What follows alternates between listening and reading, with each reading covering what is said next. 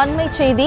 Win TV Devanathan உள்ளிட்ட 3 பேரை 10 நாட்கள் காவலில் எடுத்து விசாரிக்க அனுமதி கோரி மனு தாக்கல் செய்யப்பட்டுள்ளது. சென்னை சிறப்பு நீதிமன்றத்தில் பொருளாதார குற்றப்பிரிவினர் இந்த மனு தாக்கலை செய்துள்ளனர்.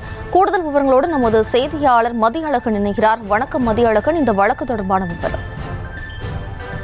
மயிலாப்பூரில் செயல்பட்டு வந்த தி மயிலாப்பூர் இந்து பெர்மனன்ட் ஃபண்ட் நிதி நிறுவனத்தில் முதலீடு செய்த 144 முதலீட்டாளர்களின் 24 கோடி 50 லட்சம் ரூபாயை மோசடி செய்ததாக அந்நிறுவனத்தின் இயக்குநர் தேவநாதன் யாதவ், குணசீலன், மகிமேநாதன் ஆகிய 3 பேர் பொருளாதார குற்றப்பிரிவு போலீசாரால் கைது செய்யப்பட்டனர். இந்த 3 பேரையும் 10 நாட்கள் காவலில் எடுத்து விசாரிக்க அனுமதி வழங்க வேண்டும் என பொருளாதார குற்றப்பிரிவு போலீசார் சென்னை நிதி நிறுவன மோசடி வழக்குகளை விசாரிக்கும் சிறப்பு நீதிமன்றத்தில் மனு தாக்கல் செய்துள்ளனர். அதில் இந்த வழக்கில் இன்னும் தொடர்புகள் குறித்தும் யார் யாருக்கு நிதி சென்றுள்ளது, எங்கு முதலீடு செய்யப்பட்டுள்ளது என்பது குறித்து விசாரிக்க வேண்டியுள்ளது எனவும் தெரிவிக்கப்பட்டுள்ளது.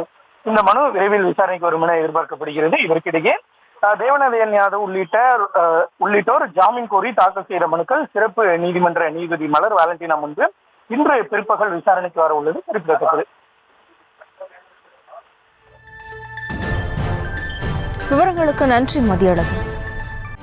செய்திகளை உடனுக்குடனும் துல்லியமாகவும் தெரிந்து கொள்ள சப்ஸ்கிரைப் பண்ணுங்க.